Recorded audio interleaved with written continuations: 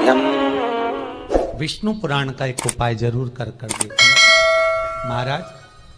विष्णु पुराण में स्पष्ट कहा है कि कार्तिक का प्रथम दिन किसी नदी में स्नान कर कर, तालाब में स्नान कर कर, नदी तालाब नहीं हो तो घर में ही स्नान कर कर, घर के दोनों दरवाजे पर, घर के बाहर दोनों दरवाजे पर घी का दिया लगा दें। उसमें एक कमल गट्टा, किराने की दुकान पे मिलता है काला कलर का कमल गट्टा, एक एक डाल दें नाम और गोत्र बोलकर। और शाम के समय पर एक दिया घर की देहली पर प्रतिदिन कार्तिक के महीने में लगा दें।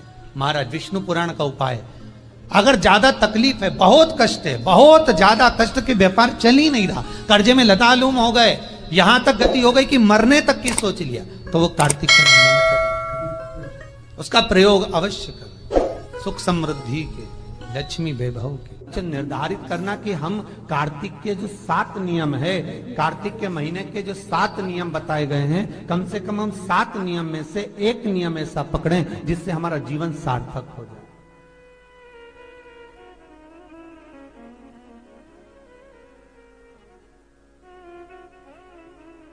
आप भले 7 नियम नहीं कर रहे कार्तिक के, भले एक नियम करो, पर वो नियम हमारा पूर्ण चलना चाहिए, उसकी नियम की पूर्णता पूर्ण होना चाहिए।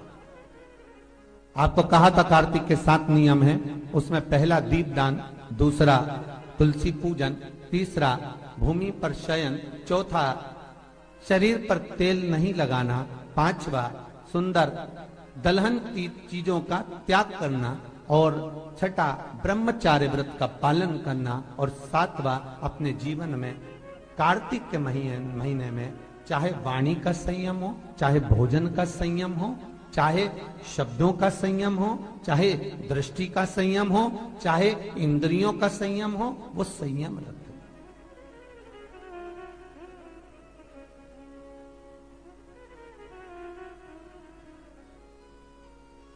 वो संयम धारण करना। अब हमें ये ज्ञात करना है कि 7 नियम जो कार्तिक के महीने के होते हैं, कार्तिक माहात्म्य में जो 7 नियम बताए गए होते हैं, इन 7 नियम में से कोई एक नियम हम हमारी जिंदगी में उतार लें, कोई एक नियम हम हमारे जीवन में उतार लें, जिस नियम के बल पर हमें परमात्मा का साक्षीकरण हो जाए।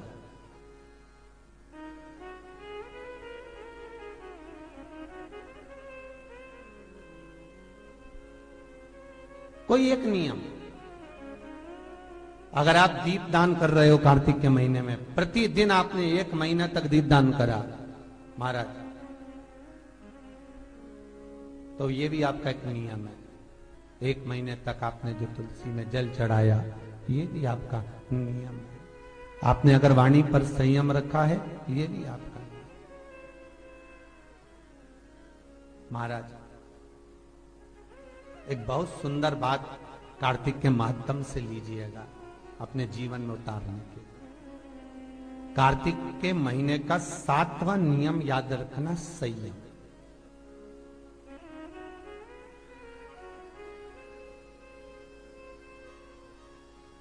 किस समय पर किस चीज का संयम होना चाहिए, निर्धारित करना कि हम कार्तिक के जो 7 नियम है, कार्तिक के महीने के जो 7 नियम बताए गए हैं, कम से कम हम 7 नियम में से एक नियम ऐसा पकड़ें जिससे हमारा जीवन सार्थक हो जाए।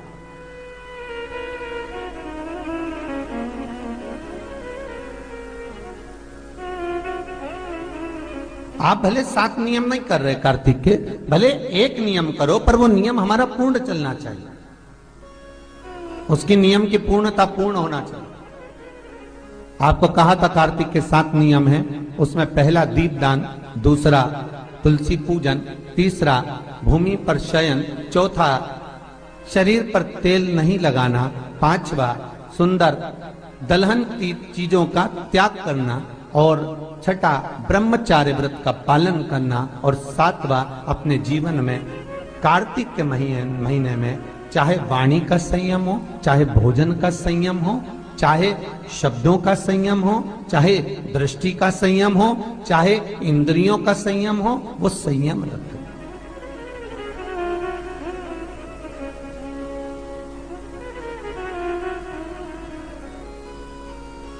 वो संयम धारण करना। अब हमें ये ज्ञात करना है कि 7 नियम जो कार्तिक के महीने के होते हैं, कार्तिक महात्म में जो 7 नियम बताए गए होते हैं, इन 7 नियम में से कोई एक नियम हम हमारी जिंदगी में उतार लें, कोई एक नियम हम हमारे जीवन में उतार लें, जिस नियम के बल पर हमें परमात्मा का साक्षीकरण हो जाए।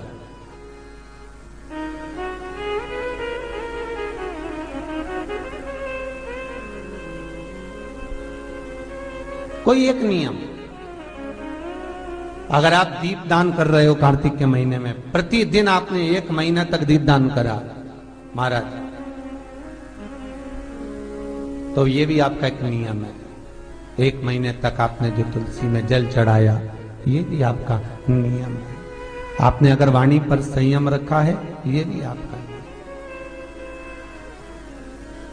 महाराज एक बहुत सुंदर बात कार्तिक के माध्यम से लीजिएगा अपने जीवन में उतारने के लिए। कार्तिक के महीने का 7वां नियम याद रखना, संयम।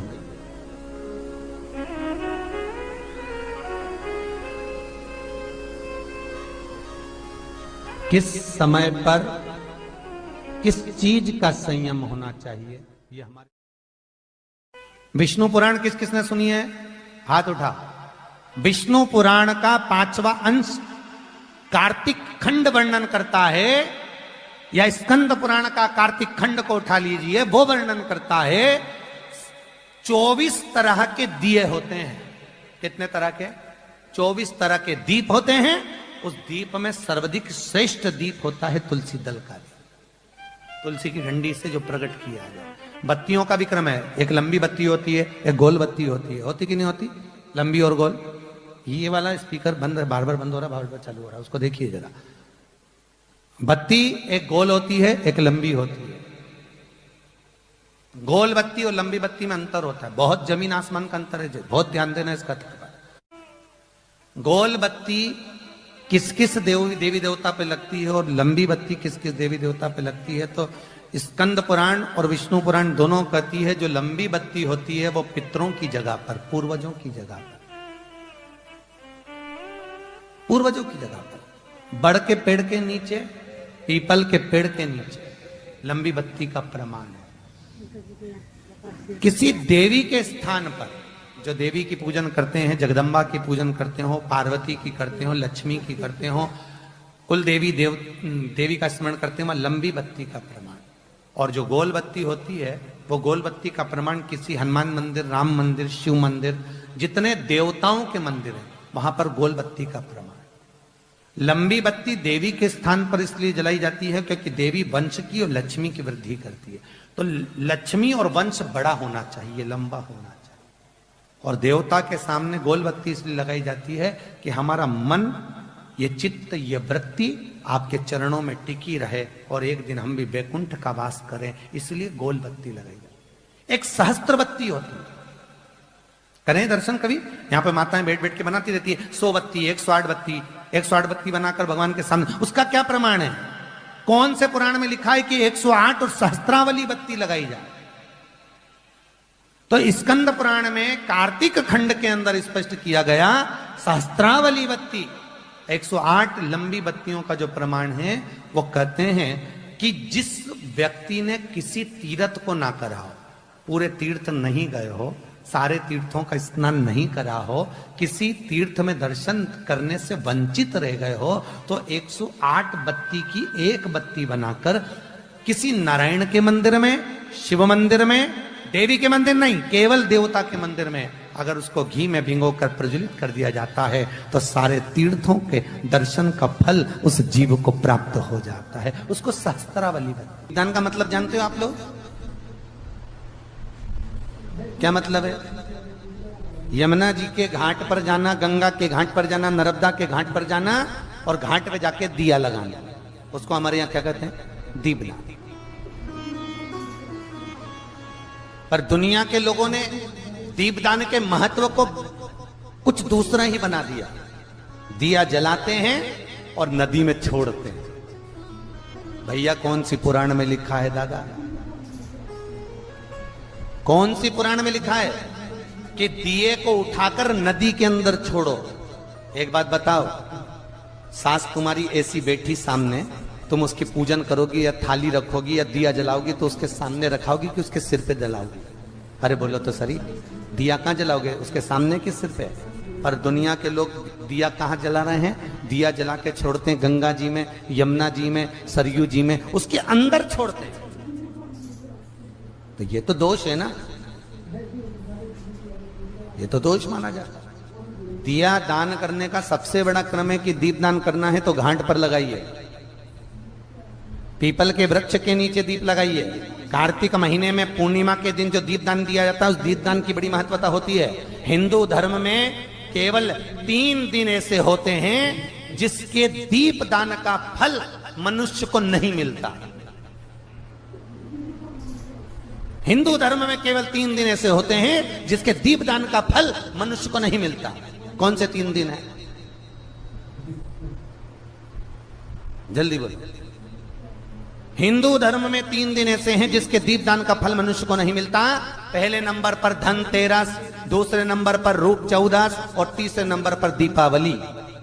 इस दीपावली, धनतेरस और रूप चौदस, ये 3 दिन दिए दान का फल मनुष्य को नहीं मिलता है महाराज।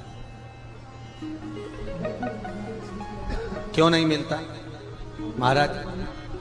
हम तो जला जला के और ओटले पे जलाएं, पीपल के नीचे लगाएं, खूब दीप दान करते हैं, तो इसका फल मनुष्य को क्यों नहीं मिलता? क्योंकि राजा बलि की भूमि को जब वामन भगवान ने 3 पग में नाप लिया था, राजा बलि सुतल लोक का राजा बना था, तो राजा बलि ने वामन भगवान से कहा था, प्रभु आपने 3 पग में मेरी पृथ्वी को नाप लिया, पर आपसे मांगना चाहता हूं तो केवल इतना दे दो कि 3 दिन जो पृथ्वी पर दीप दान करेंगे उसका फल मेरी किस्मत में, मेरे भाग्य में लिखा जाए। भगवान ने पूछा कौन कौन से? तो कहा एक धनतेरस, दूसरा रूप चौदस, तीसरा दीपावली। इतने में लक्ष्मी जी आके खड़ी हो गई। लक्ष्मी जी ने कहा राजा बलि से, भैया पृथ्वी के लोग सबसे ज्यादा पूजन तो उसी दिन करते हैं, उसी दिन दीपदान करते हैं, और लोग तो धनतेरस के दिन दिया लगाते हैं, रूप चौदस के दिन लगाते हैं, दीपावली के दिन लगाते हैं, और सारा पुण्य तेरे खाते में लिखा जाएगा, तो उनके खाते में क्या होगा? इतने में राजा बलि ने कहा, बहन लक्ष्मी चिंता मत कर, दीपावली के बाद में जो कार्तिक पूर्णिमा आएगी, उस कार्तिक पूर्णिमा के दिन जो किसी जलाशय के पास में जाकर, नदी, तालाब, कुंड, कुआं, किसी जलाशय के पास में जाकर अगर एक दिया लगा देंगे तो उसको 3 दिन का पुण्य फल 1000 गुना होकर प्राप्त हो जाएगा, 1000 गुना। इसलिए हमारे यहाँ पर दीपावली को तो केवल दीपावली कहते हैं, पर कार्तिक की पूर्णिमा को देव दीपावली कहते हैं। कौन सी दिवाली है? जम के बोलो जरा। देव दीपावली। दीपावली से बड़ी दीपावली होती है कार्तिक पूर्णिमा के दिन, क्योंकि तुमने ये 3 दिन जो दिया लगाया, इसका फल तुम्हें जब मिलता है जब तुम कार्तिक की पूर्णिमा के दिन किसी घाट पर, नदी के तट पर, तालाब के तट पर, सरोवर के तट पर जब दीपदान करते हो साहब, तब उसका पुण्य बढ़ जाता है। कार्तिक के महीने में 10वीं तिथि को जो तुलसी की डंडी को घी में भिगोकर अपनी कामना कर कर भगवान के सामने दिए में रखकर जला देता है, दिए की तरह उससे आरती उतार देता है, कहते हैं उसका जन्म दूसरी बार पृथ्वी पर नहीं होता, वो भगवान के गोलोक धाम में जिंदगी भर के लिए विराजमान हो जाता है। जिंदगी भर दीप की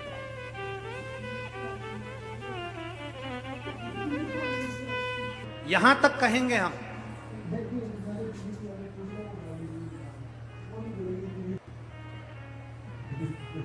शरद पूर्णिमा से कार्तिक पूर्णिमा के बीच में, शरद पूर्णिमा से कार्तिक पूर्णिमा के बीच में प्रयास करना।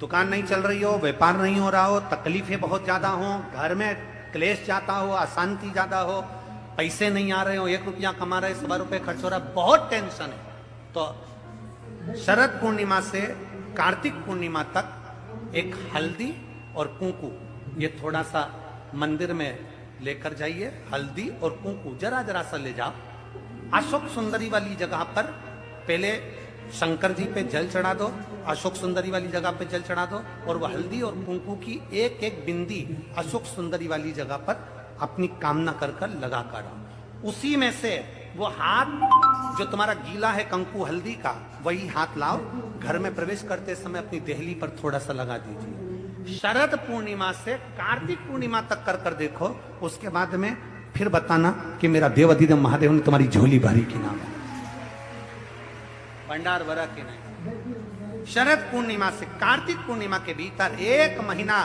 कार्तिक का महीना भगवान शंकर की अविरल भक्ति का महीना है। षडानंद कार्तिक का महीना, कार्तिक का महीना मतलब भगवान शंकर के पुत्र कार्तिकेय महाराज का महीना है।